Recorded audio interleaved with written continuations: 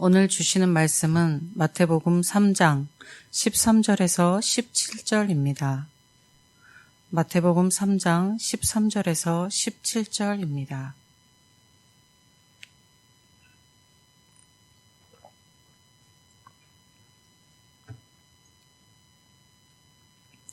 이때 예수께서 갈릴리로부터 요단강에 이르러 요한에게 세례를 받으려고 하시니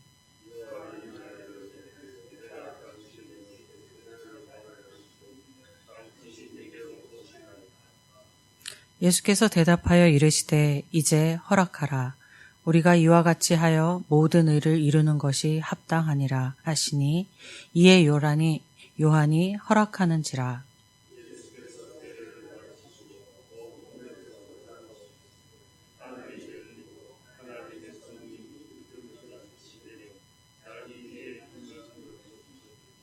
하늘로부터 소리가 있어 말하시되 이는 내 사랑하는 아들이요 내 기뻐하는 자라 하시니라. 아멘. 세례 요한이 유대 광야에서 회개하라 천국이 가까우니라 라고 외쳤습니다. 하나님께서는 선지자들을 통하여서 계시하셨었는데 그런데 구약의 말라기 선지자를 끝으로 400년간 이스라엘 백성들에게 하나님의 계시가 끊겼었습니다. 세례 요한을 통해서 하나님께서는 400년이라는 오랜 침묵을 깨시고 당신의 메시지를 전달하시는 것이었는데 그것이 회개하라였습니다. 곧 천국이 이를 것인데 그러니까 하나님이 통치하시는 나라가 임하실 것인데 그 하나님의 나라에는 하나님의 뜻을 거스리는 죄가 공존할 수 없으니 회개 없이는 하나님의 나라를 맞이할 수가 없었습니다. 하나님의 나라는 그리스도 구원자이신 예수께서 타락한 이 세상에 오심으로써 임하게 됩니다. 그러니까 요한이 베풀었던 회개의 세례는 그리스도 예수께서 오실 것을 준비함이 되는 것이었습니다. 회개하라는 요한의 외침에 많은 사람들이 요단강으로 모여들어 요한에게 세례를 받았습니다. 사람들이 회개의 세례를 받는 요한에게로 예수님께서 세례를 받으러 오셨던 것이 오늘 본문의 이야기입니다. 세례 요한은 자신을 예수님의 신들매 풀기도 감당할 수 없을 만큼 예수님은 위대한 분이라고 증거했었습니다. 그런데 그런 예수님께서 세례를 받으려고 하시니 요한은 자신이 예수님께 오히려 세례를 받아야 할 것인데 어떻게 예수님이 자신에게 세례를 받느냐고 하며 예수님을 말리는 것이었습니다. 요한이 회개의 세례를 외치는 것은 예수님이 오실 것을 준비하는 것인데 그 예수님이 회개의 세례를 받겠다고 하는 것은 참으로 이상한 일입니다. 더욱이 예수님은 죄가 없으신 분이시니 회개의 세례를 받을 이유도 필요도 없는 분입니다. 그런데 그 세례를 받겠다고 하시는 것이 참으로 이상합니다. 오히려 본성적으로 죄성을 가지고 있는 요한이 죄가 없으신 예수님께 세례를 받아야 한다고 하는 것이 맞는 것입니다. 예수님은 자신의 세례받는 것을 말리는 요한에게 자신이 세례를 받는 것이 모든 의를 이루는 것이니 더 이상 가로막지 말고 허락하라라고 하셨습니다. 예수께서 이 세상에 사람의 몸을 입고 오신 것은 하나님께서 타락한 인간을 구원하시는 것, 즉 하나님의 의를 이루기 위하심이었습니다.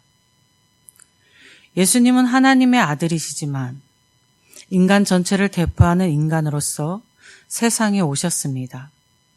그 한 몸에 세상 모든 사람의 죄를 지시고 죽음으로써 인간을 구원하시려는 것이 하나님의 계획이셨습니다. 그렇게 세상 모든 사람의 죄를 짊어지신 예수님이 죄인의 입장에 서서 회개의 세례, 죄로 죽었다가 살아나는 것을 상징하는 세례를 받으신 것입니다. 이것은 예수님이 십자가에서 세상 모든 사람의 죄를 대신하여 죽고 지고서 죽으심과 같은 의미를 가지고 있는 것입니다. 요한이 예수님의 말씀을 듣고서 예수님께 세례를 베풀었습니다.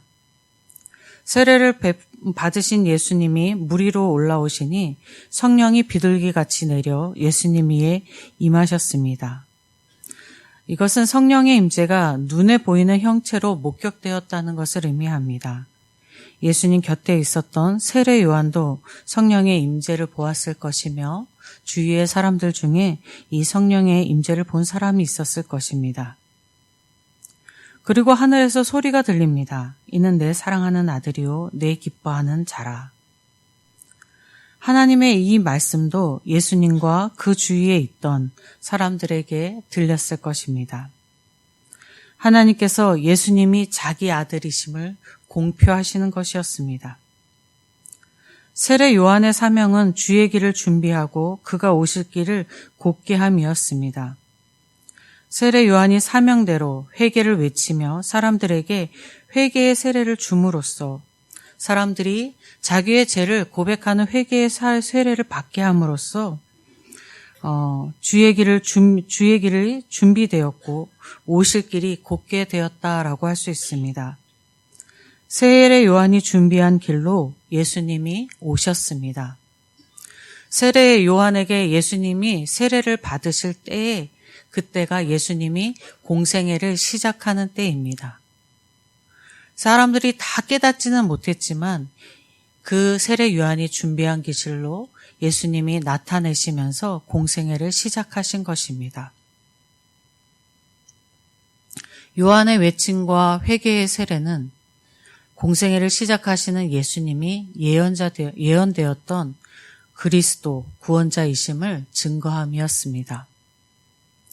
또 공생애를 시작하는 예수님을 하나님이 내 아들이다 라고 공표하시면서 예수님이 예언된 구원자이심을 또 증거하심이셨습니다.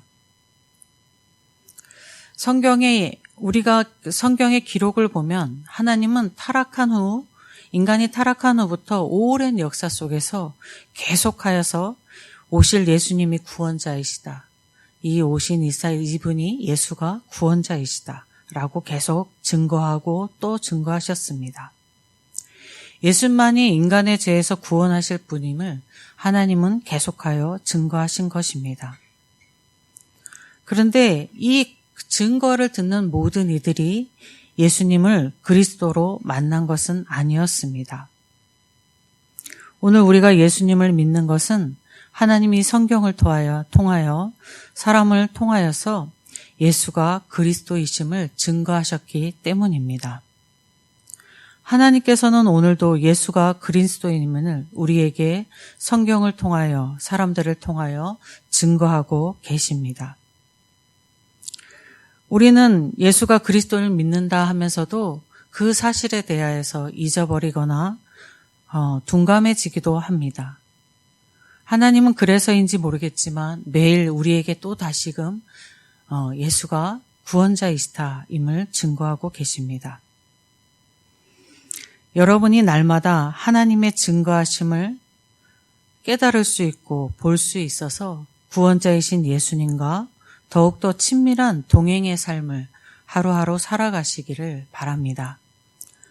그래서 그 삶이 복된 삶, 주님과 영원히 주님 만나는 뵙는 날까지 복된 삶이 되시기를 주님의 이름으로 축복드립니다.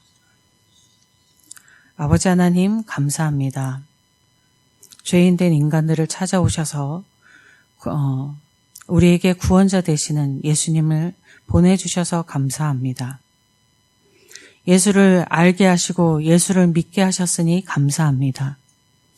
그럼에도 우둔한 우리들이 주님이 구원자이심을 머리로는 아나 가슴으로 느끼지 못하는 그 하루의 삶 속에 다시금 찾아오셔서 예수가 구원자 되심을 나의 인생에서 오직 예수만이 구원자 되심을 증거하여 주시니 감사합니다. 이 시간 구원자 되시는 예수님을 우리 가슴 깊이 아버지 하나님 깨달아지는 시간 되게 하시고 그 구원자와 이 인생을 살아가는 저희가 되게 하여 주시옵소서. 죄로 얼룩진 세상, 아픔과 슬픔으로 얼룩진 세상, 고통 가운데서 스스로 회복할 수 없는 세상을 사는 저희가 구원자 되시는 예수님을 믿고 그 예수님의 손을 잡고 살아감으로 인하여서 이 땅을 복되게 살아갈 수 있도록 인도하여 주시옵소서. 오늘도 주님의 그 은혜를 간절히 소망하며 기도하는 우리 성도님들 한 사람 한 사람의 그 기도 가운데에, 그 심령 가운데에 은혜를 내려 주시어서 오늘도 하나님의 은혜로 살아가고 회복의 은혜로 살아가는 오늘 한날이 되게 하여 주시옵소서. 하나님의 은혜를 간절히 소망하며 우리 주 예수 그리스도의 이름으로 기도드립니다. 아멘. 하늘에 계신 우리 아버지, 아버지의 이름을 거룩하게 하시며 아버지의 나라가 오게 하시며 아버지의 뜻이 하늘에서와 같이 땅에서도 이루어지게 하소서. 오늘 우리에게 일용할 양식을 주시고 우리가 우리에게 잘못한 사람을 용서하여 준 것 같이 우리 죄를 용서하여 주시고 우리를 시험에 빠지지 않게 하시고 악에서 구하소서. 나라와 권능과 영광이 영원히 아버지의 것입니다. 아멘. 이 시간 함께 기도하실 때에 예천교회를 위해서 기도하겠습니다. 내일 있을 예배와 모든 예배를 위해서 기도하시고 위임 목사님을 비롯한 사역자들을 위해서 기도하시겠습니다.